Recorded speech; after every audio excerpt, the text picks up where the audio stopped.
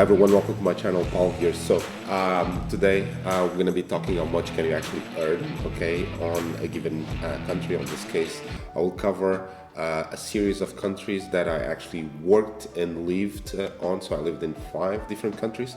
So this one is actually looking at 2023. If you did miss the ones around 2022, I'll just drop the link there so that you can take a look at. So specifically today we're going to be talking about a dark horse, okay? So a country that most people actually, I don't think that they actually have on the top of their minds, okay? In terms of job opportunities, quality of life, even bringing up their families if they are actually looking to do so. And because I actually worked across this country as well, but across different countries, I can actually have a kind of a balance. And I would say that this is one of the best countries that you can actually have for living, working, and also raising a family. With that said, let's talk about Belgium. And if you actually did not consider Belgium, I would say that you're going to start to consider Belgium today.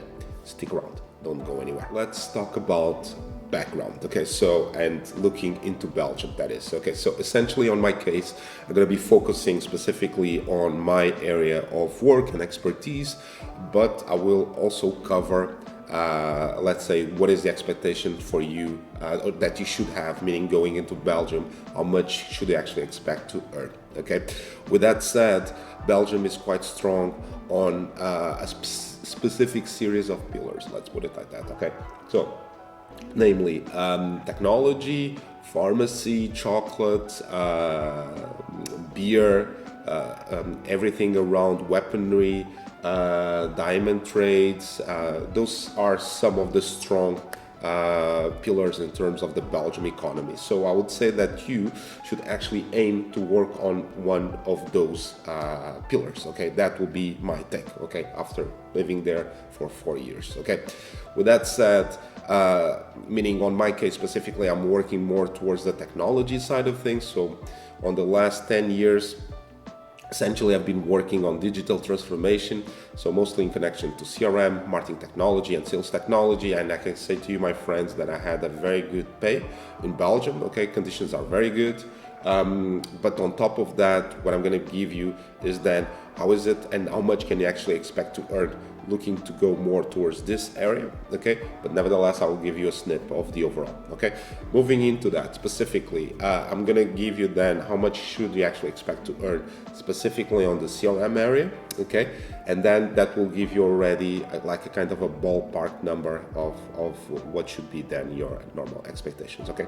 So before I actually move into that, meaning there are a few, let's say, roles that you should be considering if you're going to be working on CRM, MarTech, and marketing technology and sales technology. Essentially, we're going to be focusing then on specifically on Salesforce as an example, okay, the leading solution in terms of CRM and MarTech and sales tech.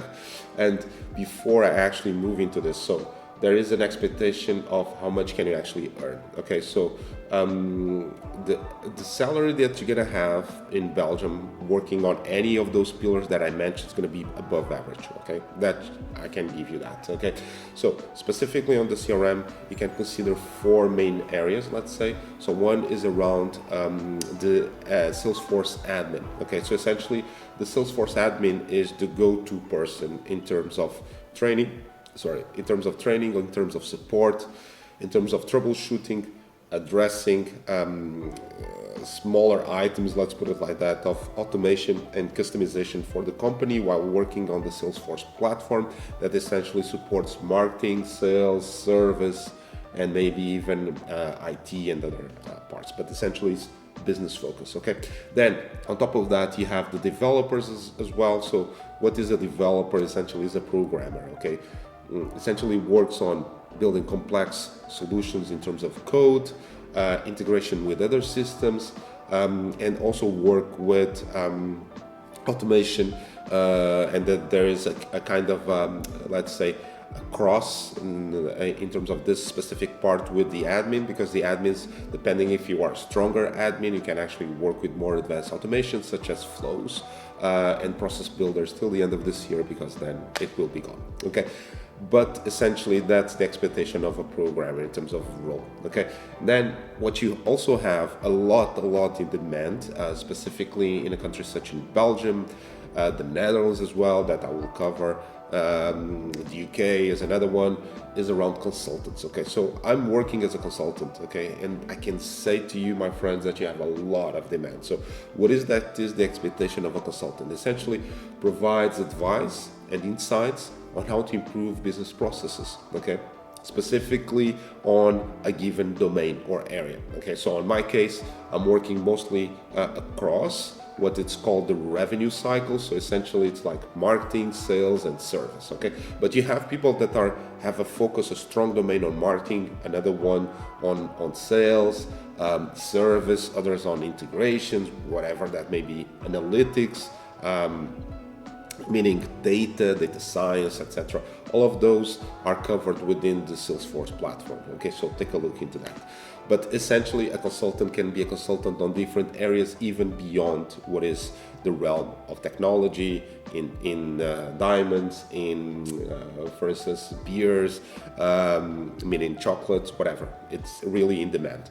So then, last but not least, focusing specifically on the CRM side of things, and specifically on Salesforce. So the other role that is really high in demand are the architects. Okay, architects mostly are more in demand on the consultancy side, and not as much on the end customer working for a company. Okay, but nevertheless, what is the expectation for an architect? So architects are responsible for the overseeing of the construction of the platform, the technical side, essentially putting the puzzle together. Okay, and if you're going to be moving throughout the scale and reaching the position of a Salesforce certified technical architect, then you're going to expect to actually to be at the top of the chain in terms of pay. Okay, and till the last year there were roughly around 500 technical architects across the globe, so you can tell that there are not so many. Okay, with that said, stick around, we're going to be talking about money in order to close this. Okay, take care. Okay, to close, let's talk money then. Okay, so the average salary in Belgium is around 3,695 euros. Okay, please be mindful that in Belgium you received based on 13.92 months. Okay, it's not 14 months, it's not 12 months, it's 13.92. Okay, it's a bit bizarre, but that's the way it is. Okay, so please be mindful of that. Okay, then for you to get up to a higher tier in terms of wage, how much you can actually expect to get. Okay, I'm going to give you some kind of a ballpark in terms of the overall, meaning expectations of earning in Belgium, and then I'm going to be focusing specifically on my area of work to give you something more concrete. Okay, so specifically CRM, MarTech, and SalesTech. Okay, with regards to that, so as I mentioned, the expectation is then for you to get an average of 3,695 divided by, taking into consideration that is 13.92 months. So overall, you're going to be earning yearly or annually 51,000 roughly. Okay, so then if you're going to go to the highest tiers, what is that you should be expecting to get? You should be expecting to get roughly around 4,000 a month. Okay, and for that you need to go to chemistry or pharma or tech. Those are some of the areas that will pay you more. Okay, then if you are not at, let's say, in a condition to actually to work on those areas, you're going to be working on tourism, sports, or leisure, you should be expecting to get roughly around 2,500. Okay, 2,500 a month.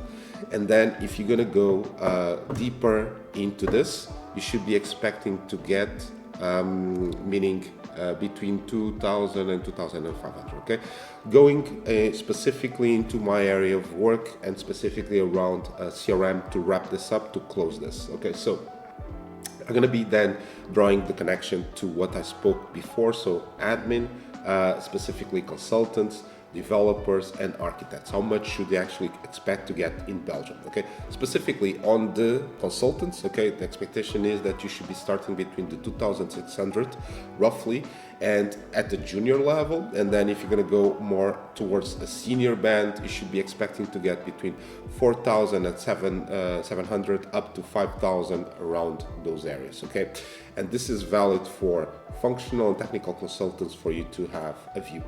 If you're going to go more towards the programmer, towards the admin side, okay, the expectation is that you're going to be getting around 2,620 up to the 3,500, 4,000 if you are an admin.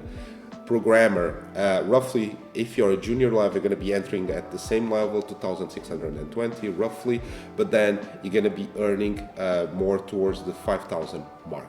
Okay, then last but not least, architects, the creme of la creme. Okay, if you're going to be working as an architect, you should be already at a very high level in terms of Salesforce knowledge, in terms of CRM, and therefore your expectation is that you're going to be entering more towards the more senior kind of side of in terms of work, and so your expectation is that you should be getting between the 5,000, 6,000, 7,000 plus. Okay, with that said, I'm going to give you a kind of a bonus. Okay, so there is some other, let's say, areas that are in demand within the Salesforce area or CRM area specifically.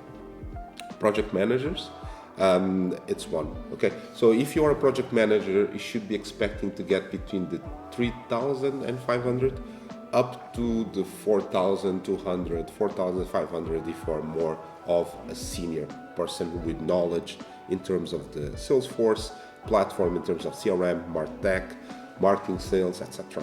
Okay, with that said, guys, I'm wrapping this up. Hopefully this was an interesting session. Sorry about my voice, I'm with a bit of a cough.